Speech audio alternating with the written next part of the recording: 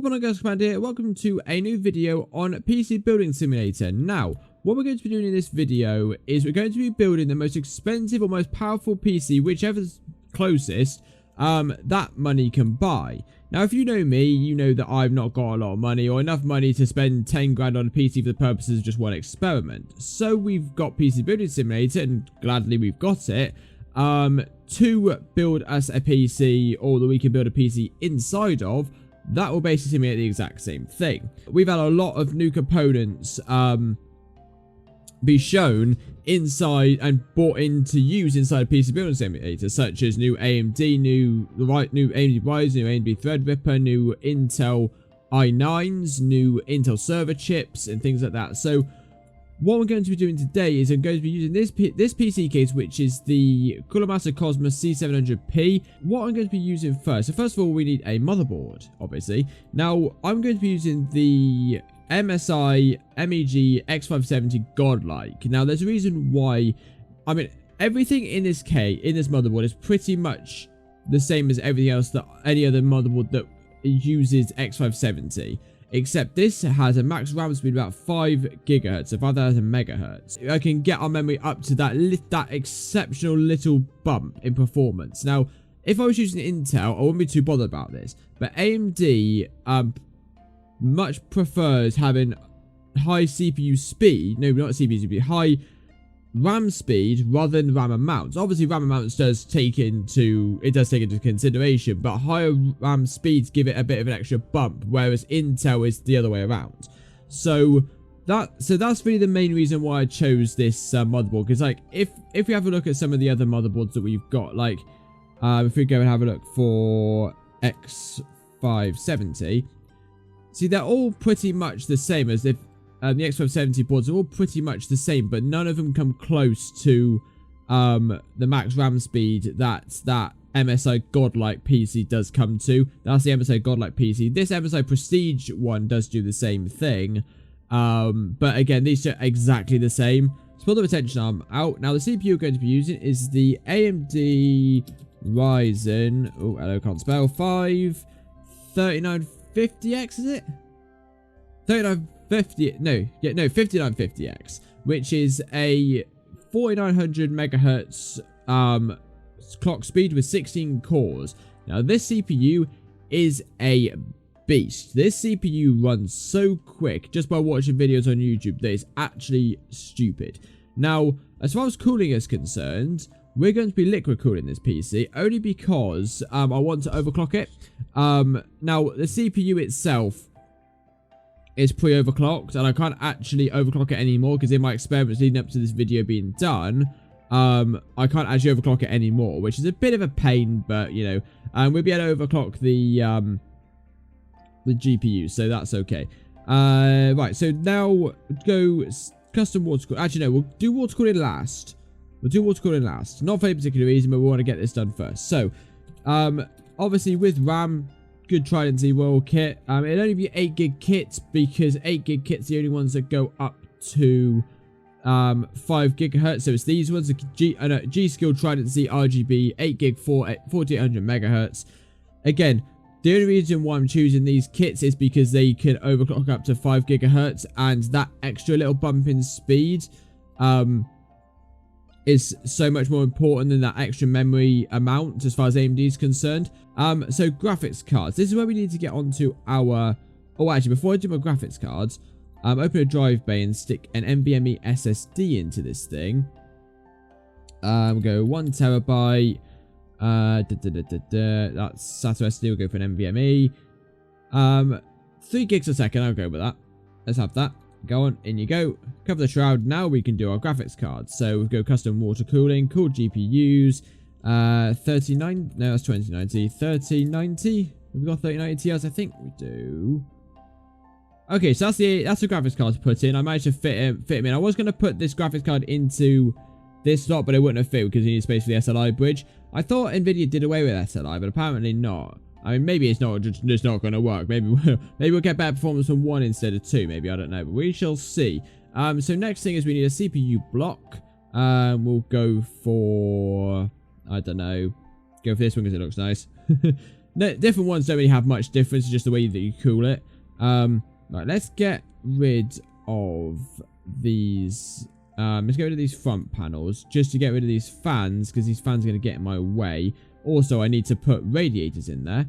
Let's go rads. We'll go for these Corsair ones. So go 1 3 rad up there, and we'll go for 1 3 rad up here. Can we fit a single 1 rad up in this top bit over here? Oh yes, we can. Okay, that's cool. And it literally, there's not much in it, but I think I might be able to fit it. That's cool. Oh, power supply. Cool. Right, so power supply, we go 1600 watt, because why the hell not? It's a most expensive PC that money can buy, and I think considering how much power this little machine is going to take up, I have a feeling that we're going to need it. So let's take out the shroud stuff. Let's put this in like that. We'll put the case back together in a second. We won't bother about that. So now we've got missing pipes, obviously. So here to here. Then we go from here down to here. Go from here to here. Here to here. Here to here. Then we go here to here. Oh, is that going to work? That might be a bit tight. I'm not sure if I'm going to be able to do that. Yeah, that's a little bit tight. That's not going to work. Can I get rigid pipes? We've got any rigid pipes? Can't do that. Right, what I'm going to do, get rid of this pipe here. No, this rad. In fairness, it wasn't really, I was sort of like clenching at straws trying to get that to work anyway. So what we'll do, we'll go back to the clear flexi pipe. Go from there to there, and from there up to there. Perfect. Right, so now obviously we've got a missing cable up here. Oh, Christ. Okay, right, so this is going to be interesting because for some stupid reason, this radiator won't actually plug in without this radiator being here. So I think that might be a bug for PC Building Simulator. But what I've done is I've just replaced... This might actually allow me to cable it up properly and pipe it up using this third rad. So that might actually work. To my advantage anyway. So if I go from here down to here, and then I go from here into there, and from there into there, theoretically.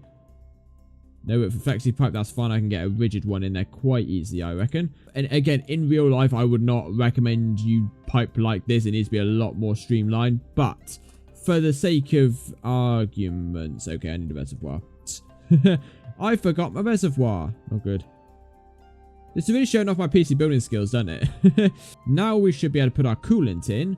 We'll go for some bright blue coolant, because that's cool, and I always go for. I don't know why. I just like bright blue coolant.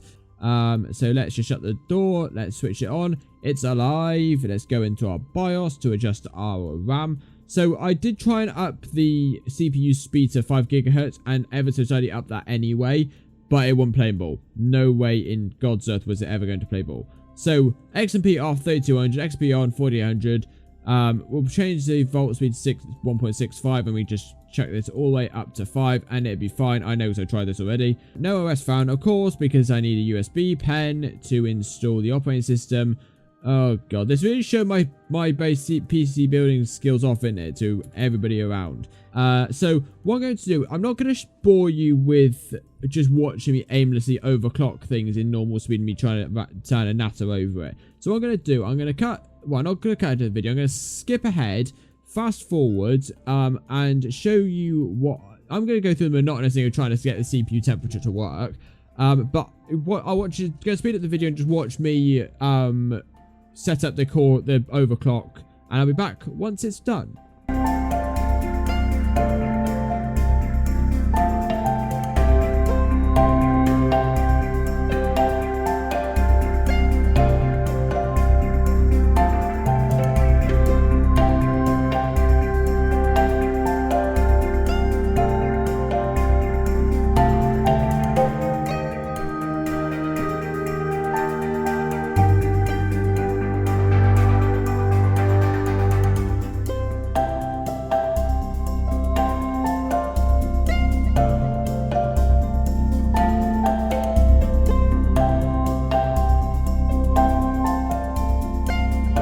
Okay, now, so that's all finished. That's the settings I used to overclock these two GPUs.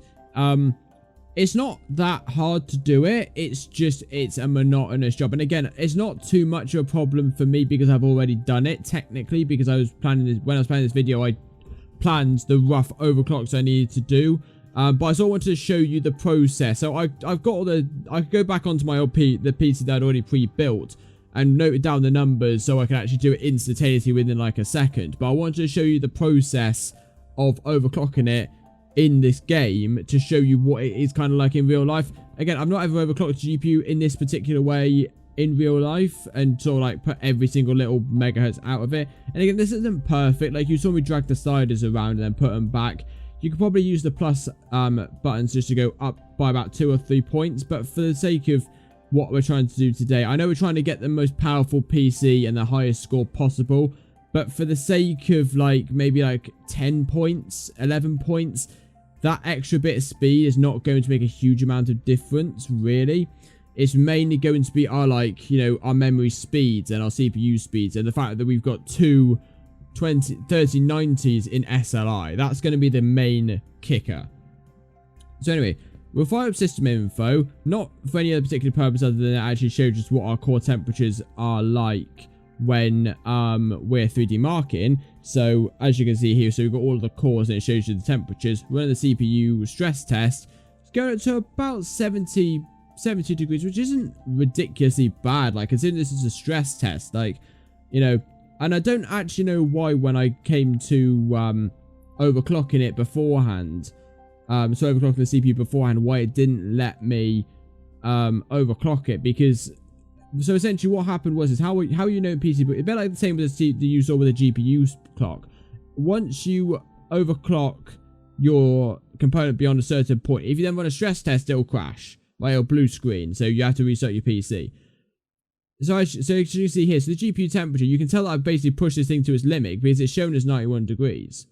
27,604, so that's pretty good. The GPU score is obviously going to be more than the CPU score, but that's because we've got SLI.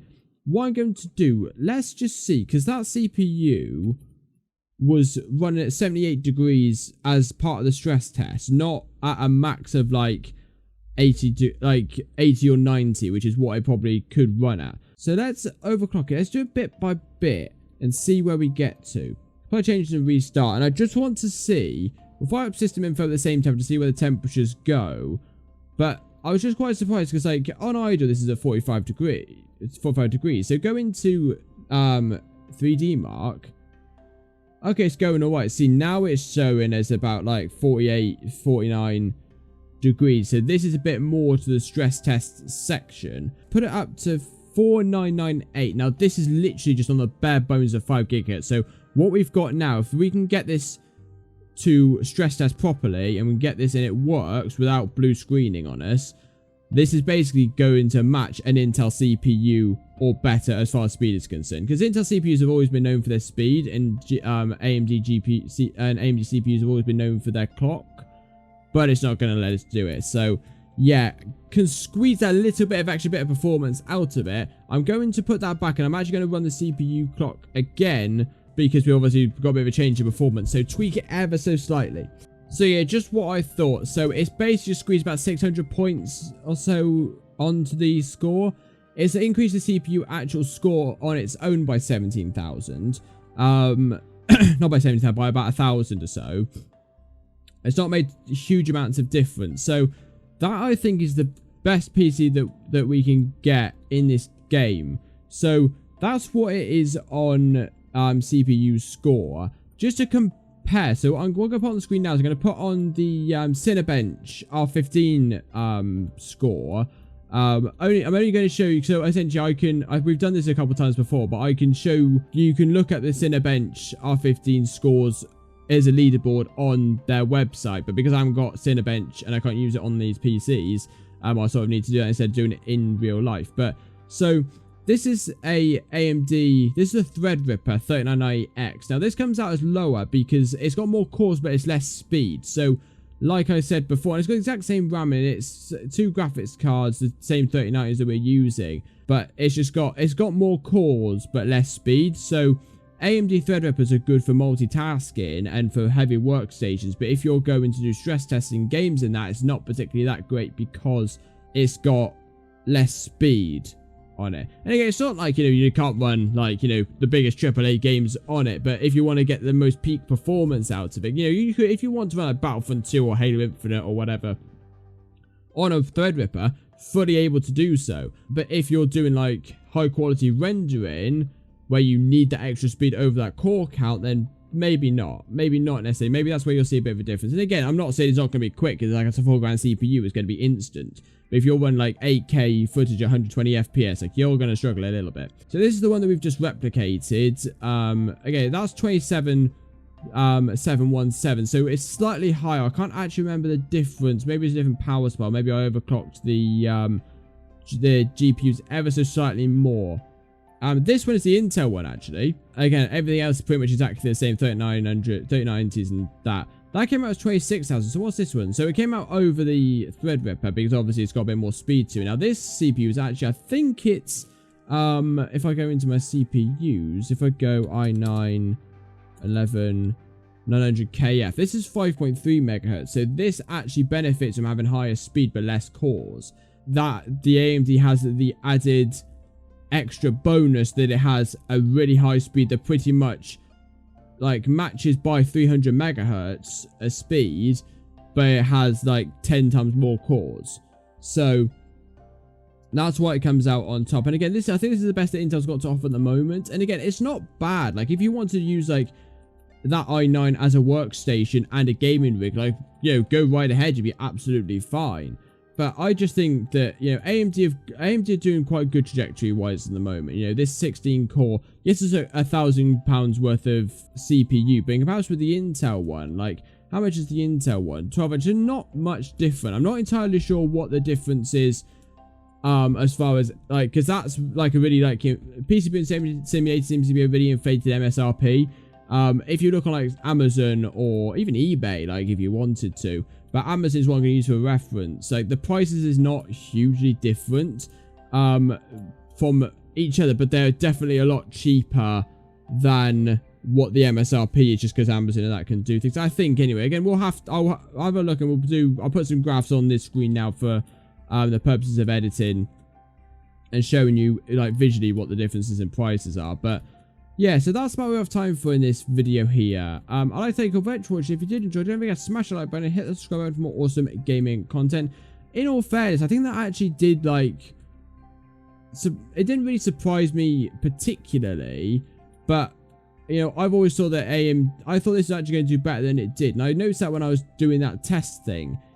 I was actually quite surprised that the Threadripper did as bad. Not I would say it did badly per se, but it didn't do as good as I thought it was going to do. The fact that it actually, like, Intel beat it, but I think it's a bit difficult to say, because, like, again, if you look at the Cinebench R15 and R20 graphs, so the single-threaded and multi-threaded work power, like, stress tests, the Threadripper comes out on top easily, because the Threadripper is a multi-core and single-core, like, machine, whereas the AMD and the Intel aren't. But whereas 3D Mark is more for the basis of actual speed. So if I have a look at the Threadripper, 3090X, so it's actually, so the Threadripper's speed is significantly lower, but it has more cores. So as far as Cinebench is concerned, it trumps it. But as far as 3D Mark is concerned, because it has a lower clock speed and frequency, it's lower.